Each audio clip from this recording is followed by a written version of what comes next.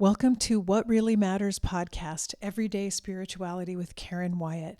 Thanks so much for joining me here today for another episode. I'm continuing on today with a impromptu series I've been doing on grief. It turns out a lot of the episodes I've recorded recently have talked about grief, but I wanted to add something today on the idea of the healing power of visible grief. And I wrote about this in a Substack post for this week as well. So this episode will echo some of the things I covered in that post. But I want to take us back to my travels through Italy, which was the subject of the book Wild and Holy, A Journey Through Grief, Guilt, and Grace in Italy, that I've been talking a lot about lately. But it was that very first trip to Italy that really brought to my mind the power of being able to see grief around us visibly and being aware that there is grief everywhere and grief in everything. And first of all, how comforting that was for me as I was grieving, because I felt seen and held when I was in spaces where I could see visible grief in the surroundings that I encountered, but also visible grief in the people that I encountered in their day-to-day life. And so I really feel that as we talk a lot about our Western culture here in the US and how we are death denying, we are also grief avoidant. And our society in general is not welcoming or comfortable for people who are grieving. As a person who grieved for a number of years after my father's suicide death, grieved silently and quietly, I'm well aware that there are hidden messages everywhere that it's not okay to grieve more than a few weeks, perhaps, after someone dies. And there is a coldness, in a sense, toward grief that becomes obvious to you when you're feeling it. You're feeling your own broken heart that you're carrying with you.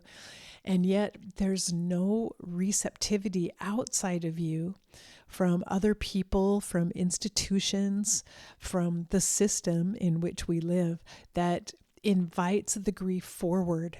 Every message we receive is hold the grief in, push it down, don't let it out. No one wants to see it or hear it. And it's interesting because it's not necessarily overt messaging, but it is a feeling that comes through loud and clear. And particularly if you feel inclined to cry in public, it almost feels shameful to come to tears when you're in a public place. It is embarrassing. It feels like people will stare at you and judge you for expressing deep emotion, particularly when the emotion is of sadness or sorrow or guilt or grief, or even anger over a death that has taken place. And so I think we learn from a very young age to repress all of those emotions and keep them hidden inside. And, in talking about from a young age, I think oftentimes for little children who experience grief of their own in their own way, many times adults around the grieving children do not recognize that the child is grieving.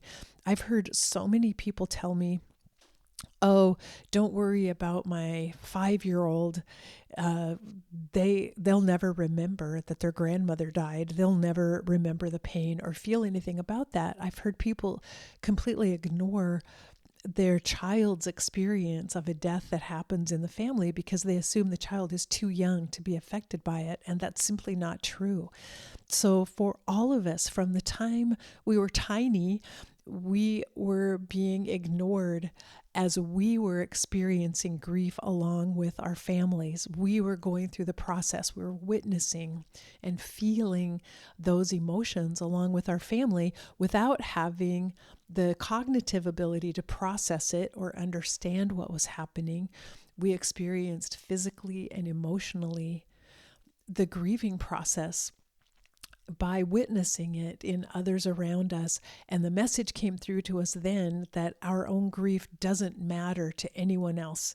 There are no safe places where we can talk about it or bring it out in the open. And I think we carry that message with us throughout our lives. And so we tend to grieve silently, quietly, alone. And of all the emotions we feel, I think grief in particular is viewed as a solitary emotion. It's just for me to bear. It's mine. I carry this. And that was definitely true for me after my father's suicide death, because I didn't even talk to my mother and brother, who were as deeply affected by my dad's death as I was. And yet the three of us did not come together and discuss his death until 25 years after he died. So there were all of these years in between in which each of us carried our own pain alone and did not even utilize our family connections as a way to share the grief and carry it together, because we simply couldn't. We couldn't get past our own suffering, our own guilt feelings about my dad's suicide. We couldn't own up to it. We couldn't face one another and have the discussion. It felt too painful. It felt a little bit too frightening and too vulnerable to actually talk about it. And so we glossed over it and pushed it aside. And this is why when I was traveling in Italy, for some reason, I already mentioned this, I was plunged back into that deep grief from 20 years earlier and re-experiencing it, reliving it as I was traveling through Italy. And yet it was a totally unique experience to be able to witness and see and hear stories of grief that were right out in the open. And one thing that I wrote about in Wild and Holy was in the city of Siena, witnessing the Cathedral of Siena and hearing the history that back before the Black Death occurred, Siena had been a powerhouse of a city-state in Italy, on par with Florence and Pisa. They were all kind of competitors, in fact, enemies in some ways, fighting each other, but battling for prominence and power in Italy. And Siena had been in the process of building a grand cathedral that they had planned to be even larger than the Duomo in Florence, which was a very impressive creation. And yet, when the Black Death struck, they were not able to complete the project. They had gotten as far as building a massive wall, the facade for this enlargement of the cathedral. And the project had to be abandoned because of the Black Death. And the city of Siena itself never really recovered from the Black Death. And while their rival Florence experienced the Renaissance after the Black Death occurred for that city, in Siena the same was not true. Florence had an abundance of artists and thinkers and philosophers and scientists, and also wealthy patrons who were willing to support them. And that's one of the reasons the Renaissance was able to take hold in Florence. But Siena was lacking some of that same creative ability and lacking the wealth that might have supported the artists in creating new art and creating a Renaissance in Siena. So Siena never experienced its own Renaissance. Siena stayed very medieval in many ways and never completed the cathedral that had been dreamed of. And so I was fascinated when I was there to see that this wall still stands. And the wall is an emblem of failure, an emblem of grief in a way. The deaths, the massive number of deaths that took place in Siena during the Black Plague, were still being remembered in some ways through the vision of this wall, the unfinished wall that still stands. And I was fascinated by the fact that the wall was never torn down, even though you could perceive it as an emblem of shame or embarrassment. Oh no, look at this. This is a symbol of our great loss and our great grief and our inability to recover from it. And it's still standing. And so it was the visibility of that wall that felt so powerful to me that the community allowed it to stand. And it has tremendous significance and symbolism in my own mind that it is a visible sign of loss, a visible sign of things falling apart, of something terrible that happened that could not be recovered from. The dream could never be rebuilt after the devastation that happened. And yet, that wall in Siena also happens to be the very best vantage point of the entire city. You can climb up stairwells inside to the very top of the wall and get the best view possible, a 360-degree view of Siena. And it's amazing and beautiful to stand up there and look out.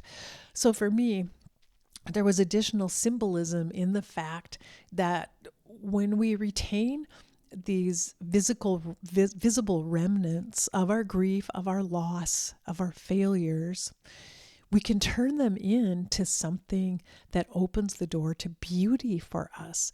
We turn them into an opportunity to see more clearly, to see a larger vista, this whole expanse around us. And I think grief gives us that opportunity as well when we're able to carry it openly, when we're able to acknowledge it. And so what I'm really proposing is a call to make our grief more visible, to allow our unfinished walls to be seen, to be vulnerable, to allow other people to witness our own grief process, the pain that we go through, the learning that we experience, the number of times we've been torn apart and had to weave and mend ourselves back together again.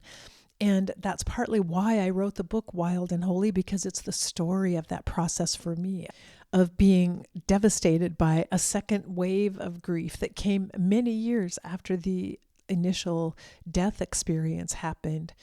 And feeling that things had been ruined for me, and yet finding a way to alchemize that pain into something beautiful, into a trip that became far more than I ever could have imagined possible, and into a new vantage point from which I could look out and see that, yes, there is grief everywhere, and it has been turned into beauty everywhere I look.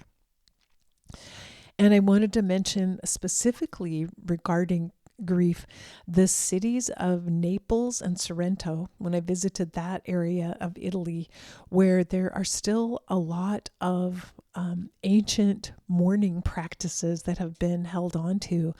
And the first thing I noticed, both in Sorrento and Naples, were on certain street corners as you walk through these residential areas that also happen to be, they're woven together. It's a residential area, but there are lots of markets and little shops, and people live above them or behind them. And so it's the owners of the shops who tend to live in that area. But at every corner, there's a little community bulletin board where flyers are placed. And each of those bulletin boards contained death notices for people who had died, with a photograph, their date of birth and death, a description perhaps of the funeral that would be held. And it was obvious, like, this is a community, everyone knows one another. And so everyone would stop by and look at the bulletin board. And it was a type of obituary in a sense, but it was right out there on the street corner, so everyone walking by could see. And I remember reading those notices. I stopped and I looked at every one of them. They were always edged in black. and the writing was in black. And yet I could see the photograph of the person who had died. I could somehow feel the energy of it, the energy of the grieving that was happening, the power of the death that had taken place. And I could witness it, and I could stand as a witness. I'm here grieving too, my own loss and grief, and I'm with you. I am with you. The family of this person who died, I'm right here. I'm opening my broken heart, and I am seeing your grief reflected as well, and I'm with you. I feel connected to you. So those were the death notices, and they were prominent and evident on all the street corners in these little winding, narrow streets of medieval Sorrento and Naples. And also, I noticed on the doorways of homes, there were mourning wreaths hung on the doors with black ribbons tied around the wreaths. Another obvious sight that someone has died in this home. This is a family that is in mourning. And it doesn't matter how long ago the death occurred. It is an emblem of the fact that grief is being lived with here. Grief has a seat at the table in this home. We are carrying grief. And there was so much comfort for me in seeing those wreaths on the door. And again, I didn't meet the people. I didn't know who had died or what their loss was, but I was aware you are living with grief. So am I. We're connected. We're here together. And there was a tremendous healing power in that reflection and that awareness, and the fact that it's okay. It's okay to be standing here with tears pouring down my cheeks and feeling connected to grief, because that's the whole point of it. The whole point is that we're making it visible and we're sharing it and carrying it together. And then another sight that I saw a couple of times were elderly women who were wearing mourning clothes, black dresses, long dresses, and sometimes veils on their heads or scarves. And one elderly woman who was carrying a bag of fruit and vegetables that she'd just purchased at the market. She was walking down the cobblestone street, bent over, carrying her little bag, wearing her mourning clothes. And I just felt it. I just felt connected to her. And I could look at her with the eyes of love and compassion and say, I understand. I understand the pain of going through your daily life, carrying your shopping bag home with you so you will have some food to eat. And I understand that you're also carrying the burden of this enormous pain of grief for whoever it is you love that has died. And I see it, and I could witness her grief. I could look upon her and just shower her with love and compassion. And there is something so healing about that as well, to be able to see and understand that another person is walking through life, carrying out their day-to-day activities, carrying this load of grief with them. Now, in reality, when I really think about it, I believe that most of us are carrying some degree of grief or another. Most of us have lost someone we care about, but most of us have also had other occurrences in our lives, the little deaths that have happened that have caused us pain, and we're still carrying the pain. And it's hard to even look out at our world nowadays and what's happening around the world and right here in our own country and not feel grief in every moment. And it makes sense to me that we should be carrying our grief in some way that is more visible to other people. What if we did that? What if we could see in some visible way that our neighbors are grieving, or the people we pass on the street, or even the cars we drive by? What if we could see a sign that someone is grieving? How would that change how we view our own community and our society if we became aware of how many people are carrying the pain of grief at any given moment, simply because it's visible, because we're allowing it to be seen? And this is a cultural norm that I feel we need to adopt. We've spent so many years, at least 100 years now, denying and repressing grief. It's probably been 100 years since people typically wore mourning clothes here in our society. And I'm not saying that we should bring that back or bring any or all of these customs back, but what if we found our own ways of showing grief and making it more visible? And how might that change things in our society? First of all, how we perceive one another, because grief is the great connector. It doesn't matter what political party you belong to, what church you attend, what sports team you love, your race or ethnicity. None of those superficial differences matter when we're aware that we are carrying one heart of grief. We are all carrying it. We are all experiencing pain. And I believe that sometimes the anger and hatred visible in our society might be because of repressed grief. Because we're not able to show the grief, it's more socially acceptable to talk about being angry or to talk about hating someone else or hating a particular group of people. What if we honored and valued grieving, and we prioritized letting one another know, letting each other see and know our grief and what we're carrying? And I really feel that it's essential for our emotional and spiritual health, but physical health as well. When you read books like Bessel van der Kolk's The Body Keeps the Score and Francis Weller's The Wild Edge of Sorrow, and learn that grief gets stored in the physical body, and particularly in the heart and lungs.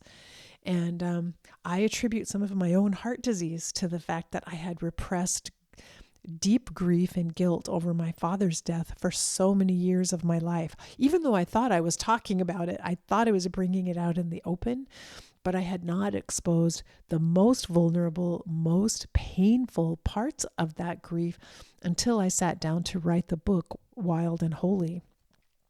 So for all those years of repression, I was storing up the energy of that grief within my heart and lungs.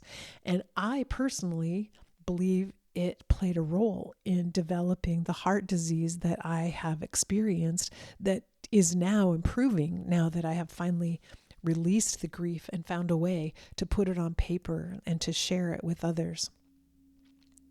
So I feel, as I said, we need to try to make grief more visible, publicly visible in our society. And what might that consist of? Could it be we place mourning wreaths on front doors? We tie black ribbons around the trees in our yard. We wear black bracelets or a ribbon on our clothing. We bring back the armbands that people used to wear. Maybe we have memorial jewelry of some type, a bracelet or necklace that memorializes the person who's died. Maybe we place a candle, a long burning candle or electric candle in the window with a photo of the person who has died. So that we create these small visible signs of grief, and that grief is being carried here. Grief lives here. It lives in this heart. It lives in this home. And we are being open about it and honest about it. We could write the name of a loved one on a rock and leave it in our garden. We could plant a special garden that is a grief garden, with flowers that honor someone who's died, and maybe we put in a little plaque or a rock with that person's name on it in a prominent place in the garden so that it's visible when someone walks up to our home. And maybe also when someone we care about is experiencing grief, we can give gifts that help them make their grief visible. Maybe we give them a grief journal to write in. Maybe we gift them a wreath for the door, or a special piece of jewelry that is memorial jewelry, or a bracelet of some sort that they can wear. Maybe we help them make their grief visible by simply asking them to tell stories about their loved one, inviting them to talk about it, inviting them to write down a story in the grief journal that you give them, and giving them opportunities to express and expose the grief that they're experiencing. Last week, I shared some poems from Andrea Gibson, and I'll reflect again on one line, which is, "What I know about living is the pain is never just ours. The wound becomes a window." And I think we should think of it that way. Our grief is not to be hidden behind a closed door, but to open up a window that allows people to see inside our pain. And I think that's when we can find an avenue toward healing, and we can help others heal along with us at the same time. When we open ourselves like the window to freely expressing grief. And maybe on a larger scale, we do something community-wide, like host a grief walk, host a lantern ceremony. That's something I saw in my old community. We lived near a river, and we had a ceremony where lanterns were released into the river at night, and it was amazing. And I've also seen the air lanterns released that fly up into the air. I know it's not ecologically sound necessarily, so we have to find ways to materials that they could be made of that are not threatening to the environment. But I love the idea of releasing lanterns, or of having a community candle lighting ceremony. Maybe we also create a grief wall where people are invited to place mementos or flowers or poetry or memorials to those they are grieving, and we bring our grief together into one communal place, and it's shared for everyone to witness and look at. I know that happened after 9/11. I saw the fences that were put up around the area of destruction in New York City after 9/11, where shrines were woven into the chain link fence, and there were flowers and teddy bears and ribbons and innumerable things. I can't even begin to recite all of them, but it was an incredible shrine. And what if we had a designated area in our city that was a grief wall, where anyone could post an emblem of their grief and could also see the grief of other people displayed on that wall? So we need more open ways of grieving as individuals, and community grief, which I've talked about before a few episodes ago. So as I end this episode today, I invite you to think about what I've been saying about making grief more visible, and think about a way that you yourself in your own life could possibly make your grief a more noticeable, visible expression. And we're coming up on the end of October in Dia de los Muertos, which is a perfect time to create a little ofrenda or altar, light candles, do one small special thing that will make a difference to someone else who might see it and think, oh, they're grieving too. And I think, our visible grieving heals not just the person grieving, but it heals our neighborhood. It heals our culture and our society when we make it normal and expected and welcomed to grieve together, to grieve publicly, and to no longer hide and shame the grief that we carry. And even if the fact is we're grieving every single day, and there's not going to be a day when we aren't experiencing grief, that's okay. Let's just do it in the open. Let's acknowledge it, and let's make it okay to be grieving. So I hope you'll join me in this practice and this effort. I started by writing Wild and Holy and putting it out in the world as a way of sharing my grief, and now by talking about it on the podcast. And I'll let you know what other ways I find of making my grief visible in the world. Thanks for listening in and joining me here today. And I hope you'll stay with me. I hope you'll subscribe and leave a rating and review for this podcast and also End of Life University, and check out my posts on Substack as well. And thanks again for all of your support. Remember, we're here for love, which means we're also here for grief. So face your fear, be ready for whatever life brings you next, and love each and every precious moment that you get to be here. Bye-bye.